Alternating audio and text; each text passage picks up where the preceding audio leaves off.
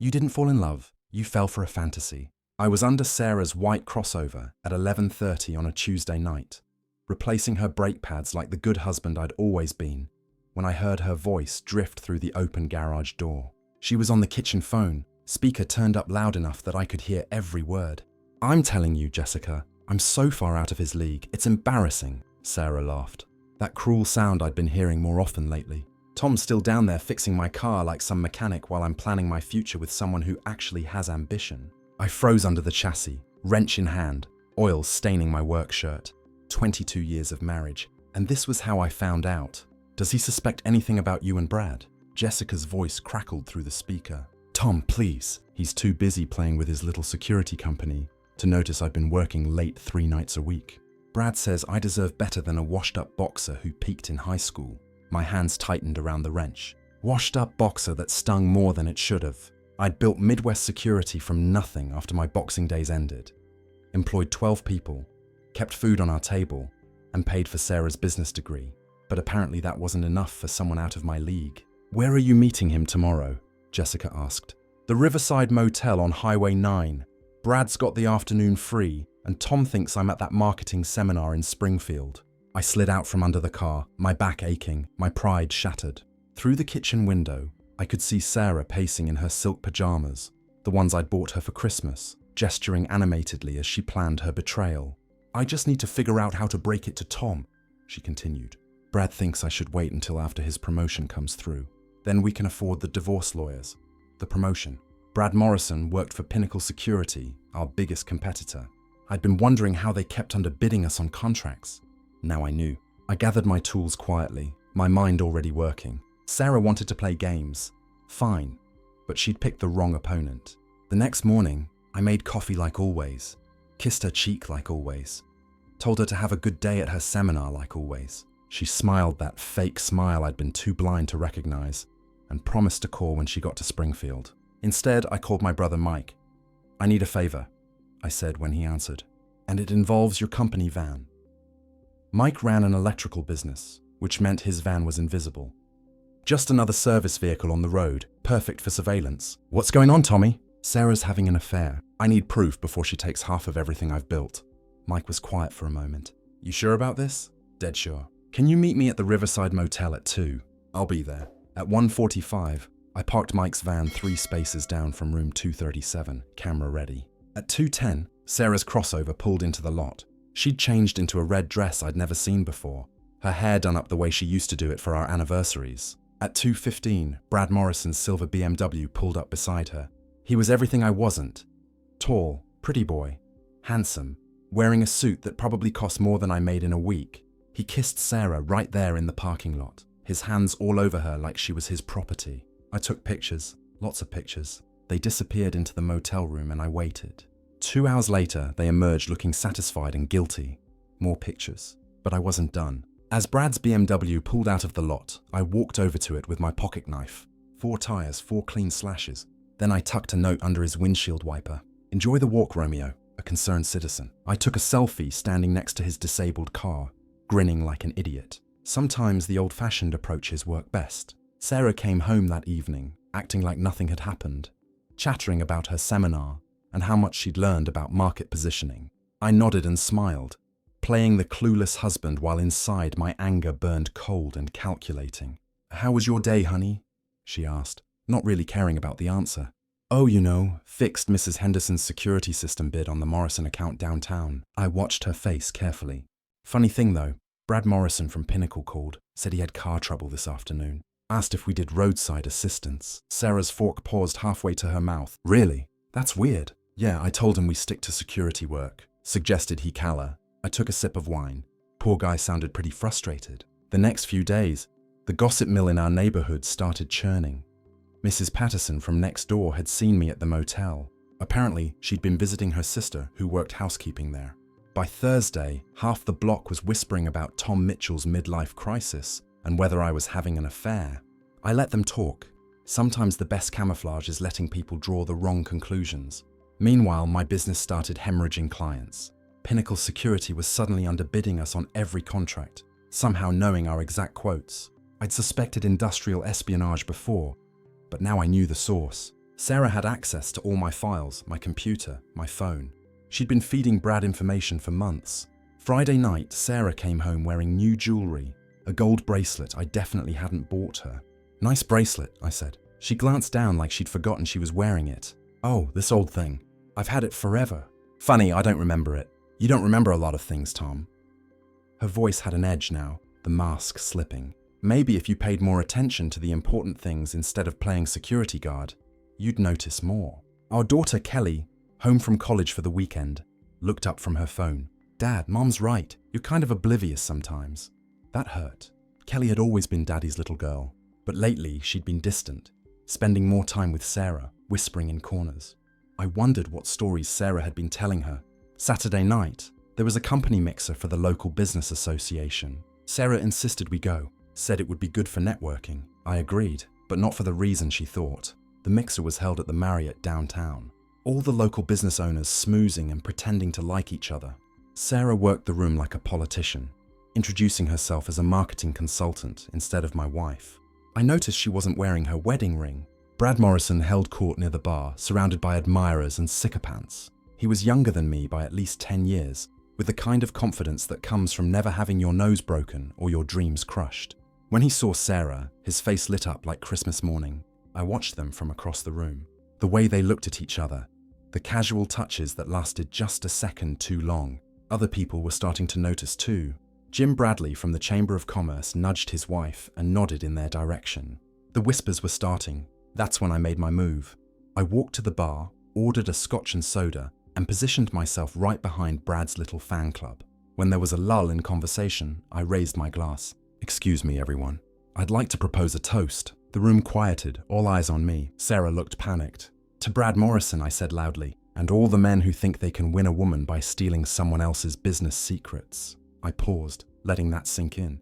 "And to the women who think they're trading up when they're really just trading down." I downed my scotch and slammed the glass on the bar. Cheers. The silence was deafening. Brad's face had gone white, then red. Sarah looked like she wanted to disappear into the floor. "You're drunk, Mitchell," Brad said, trying to recover his composure. "Actually, I'm stone sober for the first time in months." I stepped closer to him, close enough that he had to look up to meet my eyes. "But you're right about one thing. I have been blind. Thanks for helping me see clearly."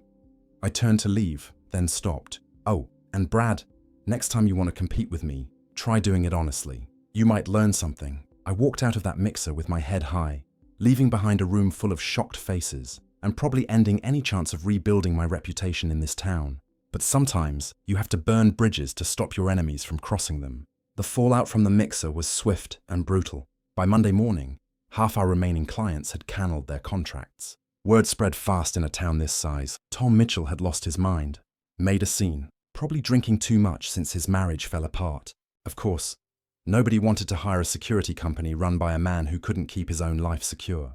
Sarah didn't come home Sunday night. She texted around midnight, "Staying at Jessica's, need space to think." Jessica Hartwell had been Sarah's best friend since college. Her maid of honor, Kelly's godmother. If Sarah was staying there, it meant Jessica was helping coordinate this whole betrayal. That hurt almost as much as Sarah's affair. I sat in my empty house drinking coffee and planning. The old Tom would have begged, pleaded, tried to win his wife back with flowers and promises to change. But the old Tom was gone, buried under the weight of 22 years of taking people at face value. The new Tom understood that when someone declares war on you, you don't negotiate, you win. First, I moved our money. Not all of it that would be illegal, but everything that was legally mine. The business accounts, my retirement fund, the savings account I'd been contributing to since before we were married. I opened new accounts at a different bank, one where Sarah didn't know the manager personally. Then, I cancelled her car insurance. The crossover was registered in my name, purchased with my money. If she wanted to drive it, she could pay for her own coverage. Next, I changed the locks on the house. Perfectly legal. It was my house bought before our marriage, never refinanced with her name on the deed. Sarah had always insisted we keep our finances separate for tax purposes. That decision was about to bite her hard, but the real masterstroke required help from my brother Mike. "I need you to do some digging," I told him. Tuesday morning over breakfast at Mel's Diner, corporate records, business filings, anything public about Pinnacle Security and Brad Morrison. Mike stirred his coffee thoughtfully. "What are you looking for?" "Leverage. These people want to play dirty. Let's see how they like it when someone plays dirtier. It took Mike 3 days to find what I needed. Pinnacle Security had been inflating their insurance coverage on bid applications, claiming they carried $5 million in liability when they actually carried $2 million. It was fraud technically, but more importantly, it was grounds for contract cancellation. Even better, Brad Morrison's resume was full of creative embellishments. That MBA from Northwestern, he'd taken 3 classes there 15 years ago.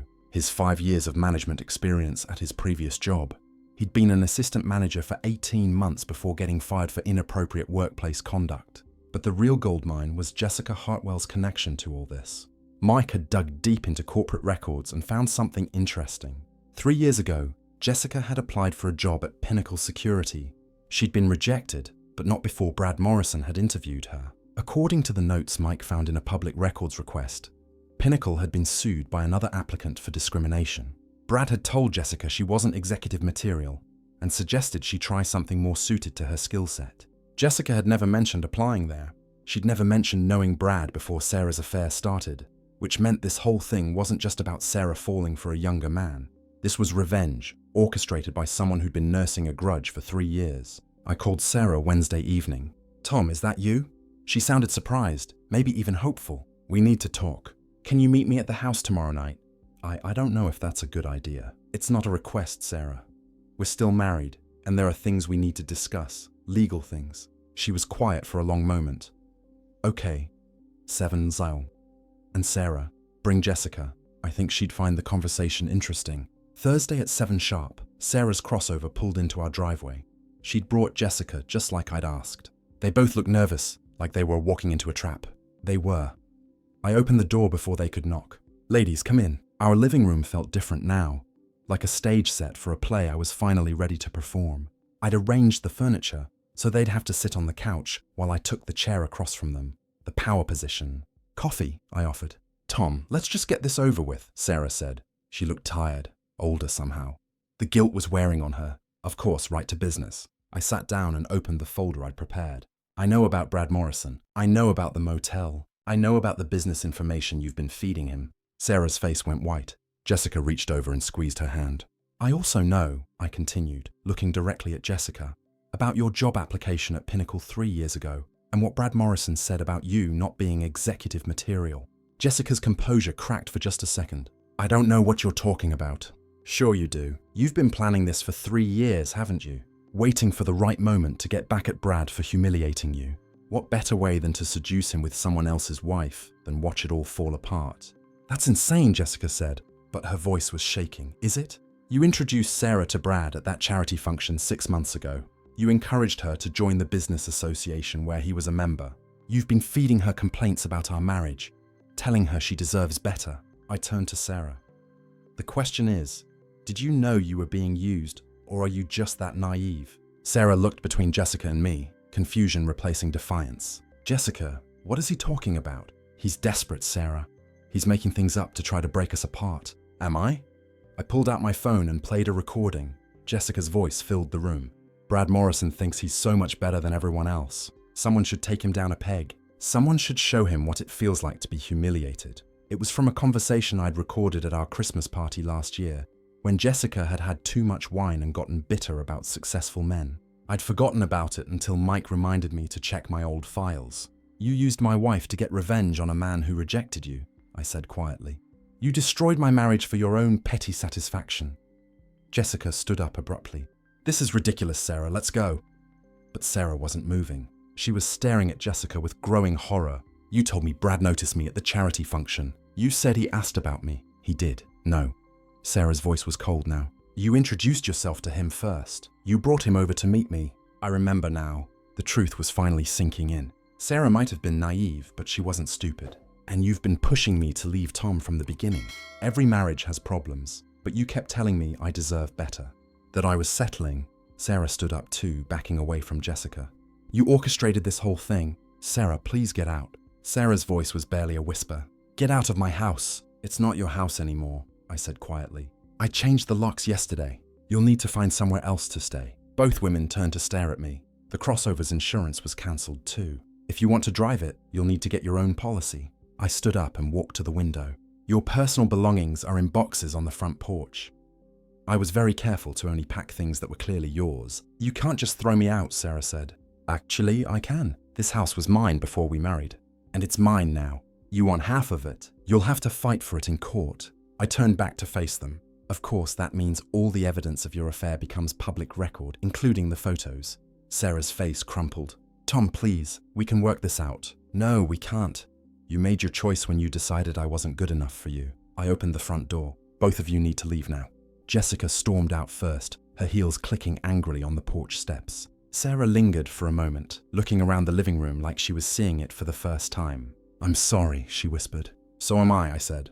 I'm sorry I wasted 22 years on someone who never respected me enough to end things. Honestly, after they left, I sat in my empty house and felt something I hadn't experienced in months. Peace. The war wasn't over yet, but I'd won the first major battle, and I was just getting started. The next 2 weeks were a masterclass in small-town social warfare. Word spread fast about Sarah and Jessica's falling out. Apparently, they'd had a screaming match in Jessica's driveway that half the neighborhood witnessed. Sarah was staying at a motel now, the same riverside motel where she'd been meeting Brad, which struck me as poetically appropriate. Brad Morrison, meanwhile, was discovering that his affair had consequences beyond losing his source of insider information. Someone, not me, I swear, had sent copies of his fraudulent insurance documents to every client Pinnacle had stolen from us. 3 major contracts were cancelled, and the state licensing board opened an investigation. I was having lunch at Mel's diner when Brad walked in. He looked like heck unshaven, his expensive suit wrinkled, dark circles under his eyes. When he spotted me in my usual booth, his face went dark. This is all your fault, he said, sliding into the seat across from me without invitation. Is it? I took a bite of my sandwich. I wasn't the one filing false insurance claims. You know what I mean. You destroyed everything. I didn't destroy anything, Brad. I just stopped letting you steal from me. I looked up at him, this man who thought he could take my wife, my business, my life. How's Sarah, by the way? His jaw tightened. We're working things out, are you? That's funny, because I heard she's been calling you non-stop, and you've been sending her straight to voicemail. I leaned back in the booth. Turns out she's not as attractive when she's not someone else's wife, is she? You don't know what you're talking about, don't I? See, the thing about men like you is that you don't actually want the women you chase. You want the thrill of taking something that belongs to someone else. Now that Sarah's free, she's just another desperate middle-aged woman with baggage. Brad's hands clenched into fists on the table. Shut up. The truth hurts, doesn't it? You never loved her. You just wanted to prove you could steal her from the washed-up boxer. I smiled. Except it turns out the washed-up boxer was smarter than you gave him credit for. He stood up abruptly, his chair scraping against the floor. This isn't over. Yes, it is. You're done in this town, Brad. Nobody's going to trust you with their security after this. And nobody's going to hire a company that can't even do basic paperwork, honestly. He stormed out of the diner, leaving me to finish my lunch in peace. 3 days later, Pinnacle Security filed for bankruptcy. But the real satisfaction came when Kelly called me. Dad, I owe you an apology. I was in my office trying to rebuild what was left of my business. Hearing my daughter's voice, really hearing it without the teenage attitude, made my chest tight. You don't owe me anything, sweetheart. Yes, I do. Mom told me her version of what happened. But then I started hearing other things around town. And when Jessica came to see me, Jessica came to see you. She wanted me to take Mom's side in the divorce. She kept talking about how you were trying to destroy Mom's happiness. How you were being vindictive and cruel. Kelly's voice was shaky. But the things she said about you, they didn't sound like my dad at all. What kinds of things? She said you'd been harmful, that you'd threatened Mom, that you were dangerous. But Dad, I've lived with you my whole life. You've never even raised your voice at me, let alone hurt anyone. The pieces clicked into place. Jessica wasn't done with her revenge plot. She was trying to turn my own daughter against me. She also said some things about Mom and this bad guy that were really detailed, like she'd been watching them or something. It was creepy. Dad, what did you tell her? I told her to leave me alone. And then I called Mom to ask her what was really going on. Kelly took a shaky breath. Mom broke down and told me everything about the affair, about how Jessica had encouraged her, about how you'd figured it all out. I'm sorry you had to hear all that, Kelly. I'm sorry I didn't believe in you from the beginning. I should have known you'd never do anything without a good reason. That night, Kelly drove down from college to have dinner with me. We ordered pizza and sat in the living room talking like we hadn't in years. So what happens now? She asked. Now I rebuild the business, my reputation, my life. What about Mom? I thought about that. Sarah had been calling me daily for a week, sometimes crying, sometimes angry, always wanting to work things out. But every conversation came back to the same thing. She wanted to undo the consequences of her choices without actually taking responsibility for making them. Your mom made her decision. She chose to believe I wasn't good enough for her. So I'm giving her what she wanted. A life without me in it. That's really it. 22 years and it's just over. 22 years of me trying to be good enough for someone who is always looking for something better. I'm tired, Kelly. I'm tired of fighting for someone who doesn't want to be fought for. Kelly was quiet for a long moment. I think you're right, Dad. And I think you're stronger than any of us gave you credit for. The next morning, I got a call from Jim Bradley at the Chamber of Commerce. Tom, I wanted to apologize for the way things went at the mixer. A lot of us have been hearing the real story about what happened with your wife and that Morrison character. I appreciate that, Jim. More than that, I wanted to ask if you'd be interested in bidding on the Chamber's security contract. Our current company just went out of business, and frankly, we'd rather work with someone we can trust. It was a start, a small one, but a start. Over the next month, 3 more clients came back. They'd heard the truth about Pinnacle's fraudulent practices and realized they'd been manipulated into breaking contracts with a legitimate business. It wasn't enough to save everything I'd lost, but it was enough to keep the doors open. Sarah filed for divorce in November, asking for half of everything despite our prenuptial agreement. Her lawyer was expensive and aggressive, the kind who specialized in taking men to the cleaners. My lawyer was cheaper but smarter. He had a thick file of evidence documenting Sarah's adultery and her theft of proprietary business information. In a no-fault state, the adultery didn't matter much, but the industrial espionage was a different story. She could face criminal charges, my lawyer explained. Corporate espionage, theft of trade secrets, conspiracy to defraud. Your wife's boyfriend might be out of business, but she's the one who actually stole the information. What are you suggesting? I'm suggesting her lawyer might be more reasonable about the settlement if he understands the full scope of his client's legal exposure. The divorce was finalized in February. Sarah got her personal belongings, half of our joint savings, and her freedom. I kept the house, the business, and my self-respect. She moved to Kansas City, where she'd found a job with a marketing firm that didn't know about her recent history. Brad Morrison moved back to Chicago, where he was working as a car salesman at his brother-in-law's dealership. Jessica Hartwell was still in town, but she'd become a pariah. Word had gotten out about her role in orchestrating the affair, and in a community where marriage was still considered sacred, that made her untouchable. She'd lost her job at the real estate agency and was working at a call center on the outskirts of town. 6 months after the divorce was finalized, I was having a good day. Midwest Security had landed 2 major contracts. Kelly was graduating college in May, and I'd started dating a woman named Linda who owned a bookstore downtown. Nothing serious yet, but it felt good to have someone to talk to who didn't come with 22 years of baggage. That's when Jessica Hartwell walked into my office. She looked terrible. Her hair was unwashed, her clothes wrinkled, her makeup smeared like she'd been crying. The confident, manipulative woman who destroyed my marriage was gone, replaced by someone desperate and broken. "We need to talk," she said. My receptionist, Marie, looked at me questioningly. I nodded. "Give us a few minutes, Marie." When we were alone, Jessica collapsed into the chair across from my desk. "You destroyed my life," she said. "I didn't do anything to you, Jessica. I just stopped letting you destroy mine. You turned everyone against me. You made sure I lost my job, my friends, everything." I told the truth. "If that destroyed your life, maybe you should have thought about that before you decided to play games with other people's marriages." She was quiet for a long moment, staring at her hands. "You want to know the truth?" she said finally. "The real truth? I already know the truth." "No, you don't." She looked up at me, her eyes red and hollow. "It wasn't about Brad Morrison rejecting me. It was about you." That caught me off guard. "What?" "It was about you, Tom. It was always about you." I leaned back in my chair, studying her face. "I don't understand." "Remember senior year of high school? The winter formal. I did remember I'd asked Jessica to the dance, but she turned me down. Said she was going with someone else. A week later, I'd asked Sarah instead, and we'd been together ever since. You asked me out, Jessica continued, and I said no because I thought I was better than you, the boxer from the wrong side of town. I was waiting for someone more sophisticated.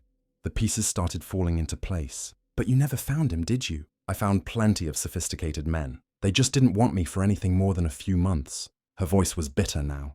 Meanwhile, you and Sarah built a life together. A real life house, business, daughter, everything I thought I deserved. So, you decided to take it apart. I decided to prove that Sarah didn't deserve it either, that she was just as shallow as I was. Jessica laughed, but there was no humor in it. I thought if I could get her to throw away everything you'd built together, it would prove that your whole perfect life was a lie. And instead you just proved that you're exactly as petty and vindictive as I thought.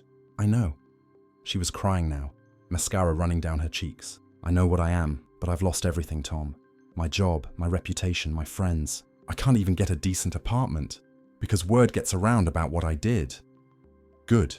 She looked up at me, shocked by the coldness in my voice. You destroyed a 22-year marriage because you were jealous of what other people had built. You manipulated my wife, lied to my daughter, and tried to ruin my business. You think you deserve sympathy? I thought maybe we could work something out. You could put in a good word for me. Tell people I was sorry that I'd learned my lesson. I stood up and walked around the desk until I was standing directly in front of her. Jessica, I want you to listen to me very carefully. You are never going to recover from this. Not in this town. Not with these people. Everyone knows what you did and everyone knows why you did it.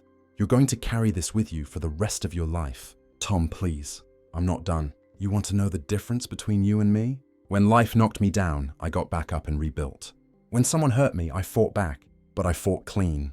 You're a cancer. You destroy things just because you can't have them yourself.